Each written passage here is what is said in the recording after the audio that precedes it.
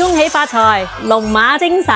大年初一早上起身，記得唔好急住刷牙洗面啊。首先記住要做兩件事，為咗新嘅一年抱一個好意頭啊。如果你怕唔記得，記得收藏起嚟啊。第一件事，早上要早啲起身啊，唔好瞓懶覺啊。大年初一係一年當中最重要嘅日子，所以當你打開你嘅房門嘅時候，要諗住呢6句說話：我家財門大大開，天官賜福送財來，一送千金寶，二送萬年財，三送平安福到來，大吉大利把門開，恭喜發財。嗱，呢啲都係老一輩嘅傳統留落嚟嘅吉祥話，講咗就會整年都好好運噶啦。第二件事，記住煮着水煮蛋，寓意咗新生同埋希望嘅。